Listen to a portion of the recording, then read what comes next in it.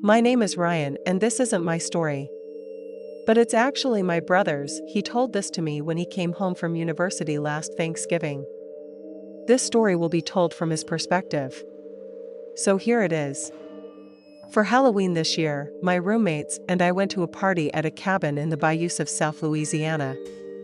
We go to school down there. I was born and raised in Ohio, so the warm temperatures in the early spring and late fall are pleasant. Anyway, my roommates and I headed out to the cabin after classes.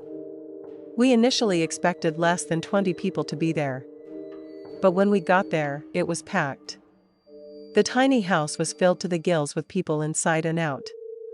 The first few hours were mostly alcohol, weed, and sex.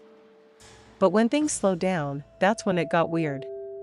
I stepped outside with my buddies Davion, Josh, Eli, and his girlfriend Tori. Davion and Josh were smoking with my brother while Eli and Tori were chatting on the other side of the porch when they heard the strange sound. A giant splash came from the swamp. Now alligators are common in the area. And my brother and Eli were studying herpetology at this time, and often worked with crocodiles and alligators as well as snakes, lizards, and turtles, so they just brushed it off. After about a minute, a loud hissing could be heard from a few yards behind the cabin in the swamp. Again, alligators hiss, and they just assumed there were a couple of them just chilling in the swamp. A few minutes later, Davion shouted that he saw a prominent figure in the swamp.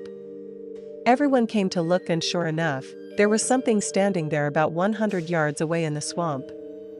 This figure was around 7 foot tall and looked to be incredibly skinny. It had what looked like to be a snout and long arms. It looked human.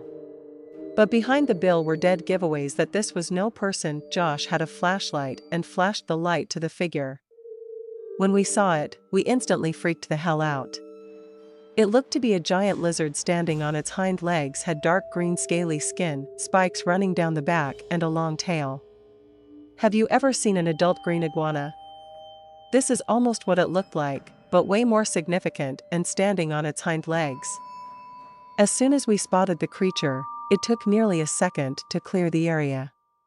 I have never seen anything move so fast in my entire life. We immediately ran back inside and told everyone that there was something outside in the swamp. Some people took them seriously. But the drunk idiots that were there said to chill out and that they were probably just seeing a gator or something. Either way, we all left because we weren't hanging out with a giant lizard man running around outside. On their way home, my brother said the freaking thing ran beside their car for a few seconds. When they got back, they said they would never return there again. Anyway, I just wanted to tell you guys, be careful when in the southern swamps of Louisiana. Who knows what is looking out in those bayous? My family has owned a jewelry store here in New Orleans since 1952. My grandfather opened it up after spending most of his life working on a farm outside Baton Rouge. Having saved up for years to afford the lease, he haggled with pawn shops and thrift stores, building up a fine collection of chains, brooches, and rings that he could turn a profit on. He built that business from the ground up, transforming it from a struggling or rundown old dump into one of New Orleans' most successful jewelry stores. When he retired, he handed the thing off to my dad, who he had trained up throughout his teenage years and early 20s. Then my turn came. That tradition continued. I learned how to evaluate gold and silver, or checking for purity and such like, while other kids were finishing high school and going off to college. I was learning the jeweler trade. More than 50 years of hard work got poured into that place, 3 generations of Louisiana blood. And we were all incredibly proud of it. But we almost lost everything over 48 hours in August of 2005 when Hurricane Katrina hit the city, and as it turned out, the actual hurricane was the least of our worries. Fortunately for my family, the suburb of New Orleans we lived in at the time was just above the waterline, so we didn't get much in the way of flooding out where we lived. Sure, the winds and the rain were scary. But I didn't start my own worry until I heard about the looting going on downtown and how there was absolutely nothing in the way of law enforcement. I couldn't just sit there and watch it happen on the news. So I got in my car and headed downtown with my pistol on the passenger seat. When I reached the area where the water started accumulating, I parked my car, got out, and began slopping through the floodwater towards the street where my store was on. Seeing the city I was raised in being utterly destroyed was depressing. And it didn't take long before I started to see evidence of the looting. I saw a guy with about 10 pairs of jeans slung over his shoulder wading through the water about 100 meters ahead of me. I didn't say a thing, not because I wasn't outraged, but because he held a small revolver up high, letting everyone know he wasn't about to be stopped.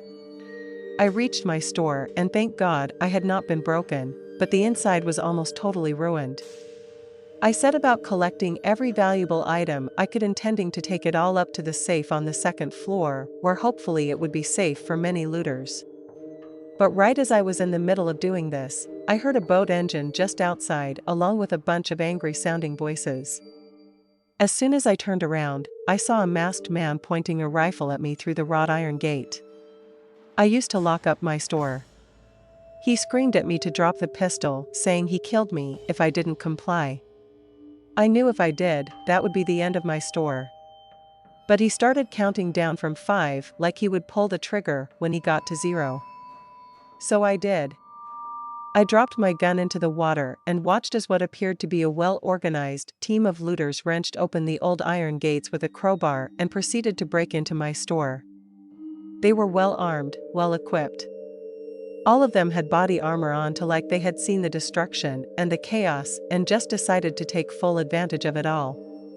It terrified me that predators like this seemed to walk among us in broad daylight. One held a pistol to my head as the rest began smashing the glass cabinets and emptying the contents into plastic bags. I watched while they opened the entire store. But they weren't satisfied when they had taken almost everything. The guy with the pistol to my head started demanding I tell him with the rest of us that he knew I had a bunch of more jewelry stashed away somewhere along with some cash. He was right, but I lied and told him they'd emptied me. That's when he started dunking my head underwater for longer and longer periods, telling me he'd sooner drown me than walk away at that point. It was pure torture. I felt like I was going to black out. So in the end, I just told them about the safe upstairs. They dragged me onto the second floor, held that gun to my head. As they made me unlock the safe and empty the entire thing into the plastic bags, they were carrying almost $5,000 worth of cash, and jewels were gone just like that. Then, as quickly as they arrived, they had left, having wholly emptied me. I had gone downtown to protect my store and failed miserably. It was one of the most terrifying, humiliating experiences, but I'm glad I could walk away with my life. It took a while before the store was up and running again. I had to fight with insurance companies who seemed unwilling to pay out, some claiming an act of God or some other nonsense. But in the end, we didn't lose the store entirely. And we were open for business again. Although not a day goes by I don't see that guy's face. Or remember how that floodwater tasted when the evil sob almost drowned me in my own damn store. My one true passion in life has been fishing. I have a high-pressure job as a stock trader in my hometown of Philadelphia. And nothing seems to help me unwind from a stressful week like a day's worth of fishing. I think it's the combination of the serene setting and slow, steady pace, and the fact that I'm reconnecting with nature, where most of my life is spent in a stuffy office space staring at a computer screen.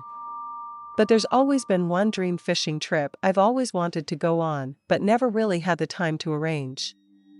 And that's bow fishing down in Louisiana. I have been dying to try it since I saw a segment on the World Fishing Network. I always wanted to try some archery. So combining that with my passion for fishing seemed like the obvious choice. I had mentioned it once or twice to the wife, and being the great listener she ended up arranging a trip down to the bayou for a few of my buddies and myself for my 37th birthday. We flew down to New Orleans on a Friday morning. We then spent the day hanging around Bourbon Street drinking cocktails and soaking up the jazz. But after fighting off the hangovers the next day, we drove down along the Mississippi River to this little place called Burris, where we found ourselves in North Louisiana boat fishing charters. The guys down there were fantastic, sharing all their little tricks and techniques and all the good stuff with us to ensure we would have a lucrative trip. Then once the sun had set, we loaded up into a boat and set off into the swamps. It was like a dream come true for me. The landscape down there is something to behold. But here's the thing. The shallow bottom boat we were on had these floodlights just below the waterline. Most fishermen will tell you this is cheating since the fish tend to be attracted to the lights. But since we were using bows and arrows, I guess it kind of evened out the odds. However, having lights on your boat like that ruins your night vision so you can see the waters around you. But it blinds you to the darkened areas beyond. And that's what makes you feel freaking vulnerable. There could have been anything in the darkness just watching us, and you would have no idea it was there. So we're having a ball for the first hour or so, mostly just making fun of each other for missing our shots. But eventually we start getting the hang of the whole accuracy thing. We're pulling in all kinds of black drums, redfish and flounder, which are delicious, but I couldn't see any of the one fish I wanted to shoot. And that was an alligator gar. I had my heart set on getting myself a big 10-footer to show the guys back at the office. And I was worried the entire trip might pass before I get the chance to shoot one. But eventually, one of my buddies was looking over the side of the boat. They were looking into a brightly lit but murky water when he calls out to me and says, "Hey, there's a big old guard hiding amongst them reeds just a few feet away." He knew I was after one. And as was everyone. So everyone got out of the birthday boy's way so I could get a clear shot on it. So I was right up on the edge of the boat with my bow, arrow, and hand trying to steady myself to get a good aim at this gar. This thing was huge. I mean, it was quickly a 10-footer, the same kind of monster that I had been dreaming of getting my hands on, and I had to regulate my breathing to keep my hands from shaking too much. Only just as I start to get a steady aim on the thing and I'm about to fire the arrow in the water, it starts to slowly creep further away from the boat. Almost like this thing knew that I had my eyes on it. But I was not about to let it get away. And as dumb as this might sound, I started leaning over the edge of the boat so as not to lose it. That's when I lose my balance. I started wobbling, tipping over the ship side before my buddies could reach out to grab me and reel me in. Bow in hand, I crash into the murky waters, head first, getting soaked in the process. I can hear the guys in the boat laughing their asses off before I even resurface. And when I finally do, I admit I was laughing too. But as I look up from the water, they don't seem so cheerful anymore. They're all just looking behind me, staring at something with those looks of terror on their face. Unlike, "Hey guys, what's the problem?" Before I looked behind me, seeing a pair of glassy red eyes glowing in the boat's lights just before they disappeared under the water. It was an alligator. And it was massive. I started scrambling to get back on the boat, trying and failing to scale the side of it before the thing got me. All my buddies rushed to the side and tried to grab me. But the bow fishing instructor runs to the opposite side holding one of my friends and imploring them to do the same. If they didn't do that, the whole thing would have tipped over, and we would all end up in the water with this thing. Just as they get a grip on me and start dragging me upwards, I felt an intense pressure on my right foot. It was horrible. I just started screaming, and it's got me over and over, feeling my legs stretched from the guys dragging me up and the gator trying to drag me down. Then suddenly I'm free, and I can feel the guys pull me back up into the boat. But that didn't bring me any relief. As in that moment, all I can think about is the gator has bitten off my foot. There was no pain. But I've often heard that you don't always feel pain with massive injuries, because of the adrenaline-fueled moment. I'm scrambling around in the boat, looking at my leg, half expecting to see a missing foot and blood pouring out from the bottom, but to my infinite relief, as he is soaking wet sock covering my still attached foot. The comfort, the pure relief I felt in that moment, I can hardly put into words. And it didn't take long to figure out that a hangover had saved my life. Since I was feeling so rough that morning, I hadn't bothered to tie my boots up all that tight, giving them enough slack to allow the gator to pull it straight off of my foot. It was without a single doubt the most terrifying moment of my entire life. Seeing the things is practically glowing in the floodlights of the boat put the absolute fear of God into me. And I know how lucky I am that I could walk away from that situation with all of my lens still attached. I could just have quickly bled to death lying on the floor of that boat hundreds of miles away from my wife and kids. While my buddies looked on helplessly, we took a fair amount out of the swamp that night. And I suppose it was only fitting that the swamps took something back. I didn't manage to catch the gar I'd been lusting after in the end. But that was okay by me. I guess I'm just quick to remind myself that there are real-life monsters out there. Things that look like they're from land before time, just watching and waiting for a dumb person like me to slip up figuratively, or in my case, literally. My name is Troy and I live with my wife and daughter in the Gentilly neighborhood of New Orleans. My wife and I are Creole. And we are proud of that. We have a rich and diverse heritage that we can trace back for generations. We were both born and raised in New Orleans. Now we're home and neither of us would rather live anywhere else. But although this city is nicknamed the Big Easy, living here is anything but, from the heat and humidity to the gators and hurricanes. I think the sense of community down here has been forged out of suffering. And back in 2005, when Hurricane Katrina hit, we suffered. So in 2005, my family lived in this dirty red brick 2-story house here in Gentilly. I guess it is my fault that we went through what we did, because even after we got the hurricane warnings, I decided to keep us there. We had it for at least 4 or 5 years then, and never once had it flooded before. No matter how crazy the storms got. On top of that, the roof had almost an inch of waterproof plywood underneath it. And I laid all the shingle with my own 2 hands. I was proud of my work and put a lot of time into it. Maybe it was my pride getting in the way. But I reckoned we'd be all right. And at first we were okay. My wife and I figured it was just another regular old hurricane, if you can call them that. But then we got the bad news that the levees had broken. And we only just then realized what we were actually in for. The water came in fast, real fast. It flowed down the street we lived on like a river and leaked into our house wherever it could. We grabbed all kinds of things we didn't want to lose in the ground floor and then headed upstairs to safety. Somehow I got into my head that it would just stop there. But I remember how scared my wife got as the water started climbing the stairs. Step by step. We watched them disappear one by one until not long after it was soaking in the carpet on the 2nd floor.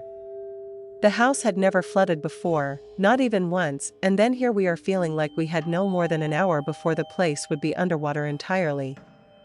Our daughter was young at the time, just out of diapers. So you can imagine how scared we were and how her crying made everything else much tenser. That's when all the power went out. My wife and I saw this big flash of light outside and heard these scary sounding sparks from outside. But it wasn't any lightning. It was from the transformers down the block as they shorted and gave out. After that we were in darkness. I was hauling as many of our valuables and essentials as possible into the attic of our house while my wife tried to keep the baby calm. She was hushing her, singing her little songs, but the baby was wailing something fierce. She knew something was wrong, and she wasn't too proud to show it when it was up to our waist on the 2nd floor. We were all starting to panic. But suddenly, it just stopped. We weren't sure it had. First, I just figured it may have slowed down, but was still rising. But sure enough, it had finally stopped, and I swear I could have danced for joy. Almost the whole house was ruined. But if the water stayed there, we wouldn't drown. And to me, that was something worth celebrating. It was about midnight when the water stopped rising. And we were in total darkness, only able to see by our flashlight. Our bedroom had a balcony in it. So I went out there to look at the street outside. It was like a river out there. Just all this rushing water flowing down the road, and it was filthy. It had this oily black layer on the surface, and trash was everywhere. All kinds of things floated past me. Anything that could flow out of people's houses was bobbing on the surface. It was a vision of utter destruction. But I'll never forget the noises coming from the other people's homes. All these banging sounds coming from people's roofs where they were trying to break out of their attics. It was haunting. Like all these houses had been turned into coffins, and the people inside had been buried alive. Just this horrible booming sound that echoed all around our neighborhood. And you couldn't tell exactly where it was coming from either. The water seemed to create these echoes or something, sending the sounds every which way until it seemed like the entire city was all playing drums. I'll never forget what that sounded like. I told my wife to take the kid up into the attic to get some sleep. But I'm not sure if he slept a wink that night. Around noon the next day, a boat full of guys wearing uniforms came along and hitched themselves to our balcony railings. I thought we were saved, that everything would be okay. They drove that boat to a nearby overpass where they had ferried about a good half of the neighborhood. About 200 or 300 scared, exhausted people were already there, just waiting to be told what to do next. But once we got there, we realized how bad the situation was. Nobody had any food with them. No water or bedding either. But we just guessed that someone will come along with the supplies we needed. There was no way the government would just leave us here to die. Right? It makes me angry just writing that no one want to do now. But they did. They just left us to rot, forgetting about us. And that's when things started to get wrong. I mean, very bad. After one night upon that overpass, the sense of community began to fall apart once people realized we had just been abandoned. It got tribal, brutal, even people were taking food and money from those who couldn't defend themselves appropriately. Those folks had no shame. They didn't even bother to cover their faces, like common bandits. They just felt entitled to other people's stuff, not a hint of guilt about them. What little food or water their group had was all gone by the second night. And the following day, people started trying to escape the overpass on whatever was floating by. I'm talking wheelbarrows, those little plastic swimming pools. Anything that came by that looked like it might take them somewhere away from that overpass. People were getting desperate by that point. And were getting mean as well. Luckily, I had the foresight to keep my cell phone dry and charged. So the whole time we had been up on that overpass, I had kept in touch with a cousin of mine who lived uptown. Apparently they didn't get any flooding but still had running water still at Power the Works. The only trouble was that the water was so intense at the end of the overpass. My wife wasn't a strong swimmer, and forget about the baby. So swimming was totally out of the question. We were trapped there, stuck on that overpass, as the group we were with became more and more fractured, aggressive, and paranoid of each other. These mean folks accused people of hiding food, or water fights were breaking out, kids were crying. It was just awful. The third morning we were up there, something terrible happened. Some kid is messing around on the overpass railings. No wonder where the kid's parents are to stop him from doing something so dumb. Then the kid slips. People screamed and ran to the edge, and so did I. It must have been a 50 or 60-foot drop into the water. I mean, it was a hell of a long way. We were all expecting this kid to resurface so we could tell him where to swim. But no one comes up. He disappeared under the water, and not a soul did anything to try and help. I only realized later on, after critical thinking, that the water wasn't even all that deep. And at that speed the kid fell. He would have smashed into the concrete under the water, maybe even head first from how he fell. We watched a kid die that morning. And people were so hungry, thirsty, and tired that they almost acted like it didn't even mean a thing. Then I decided I had to get my family out of there before things got worse. That's when I had an idea. You see, this guy on the other side of the overpass from us had been sleeping on this inflatable pool thing. The bandits in the group had tried to take him off at one point, and he had fought them off something fierce. But I figured if I asked him real nice and told them about my baby, he might just let me use it so I can get out of there. I walk across the group to him, and it gives me these look like leave me the hell alone. But I started explaining about my kid, how she hadn't any food or water. And God knows how long, and that if she didn't get some soon she might die. He looks like he doesn't believe me until I point across the overpass to where we were sitting, then the look on his face offense. And it gives me that pool lounger without a word, just straight up gives it to me. So as discreetly as I can, as not to let the bandits see us leaving, I take my family down to the water's edge, put the pool lounger in, and I start wading out until I'm neck deep in the filthy floodwater. My wife and kid were whimpering and crying, wanting to return to the overpass because they were so scared. But I told them that was not happening, that we were going to get out of here. It was a bad scene up there. And it was better to make our chances out here. I wasn't going to be around when that group imploded.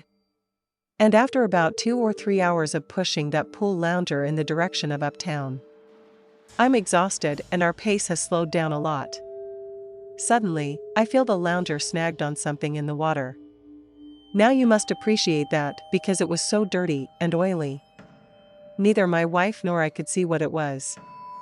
As I said, I was exhausted. So I asked my wife to try and move it out of the way. But when she did, the thing rolled out of the water. She saw what it was.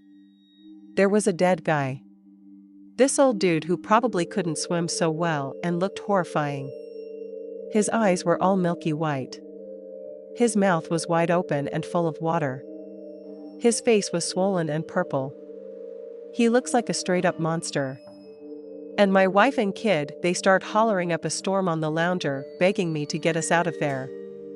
I had to physically move this dead body out of the way of the lounger, grabbing onto this guy's arm and feeling it squish in my hands as I dragged him away.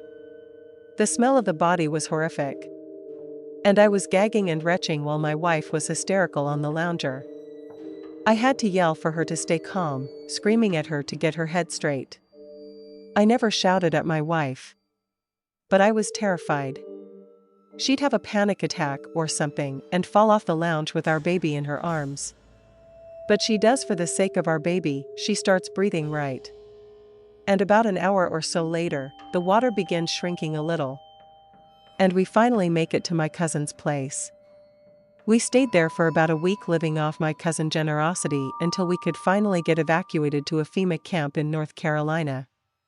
They were nice to us. But many folks felt terrible that we had been left alone for so long. I hate to get all political about this. But the experience changed my thoughts about the government. I get that no one expected Katrina to be that bad. I do. I was just as surprised as anyone else that the levees broke after being so good for so long. But what the hell are we paying all this tax money for if they aren't going to use it to help us when we need it? We pay them so they can look after us. Not all the time. But sure as hell during an emergency like that. I hope that we learned enough from that whole horrible experience to be able to deal with it better in the future. And I pray that we do, because I'm not sure how New Orleans could have ever survived something like this. And if it ever happens again, I don't think it will. As much as I love that place, Katrina showed me something: that community is fragile, and it won't take much for it to unravel.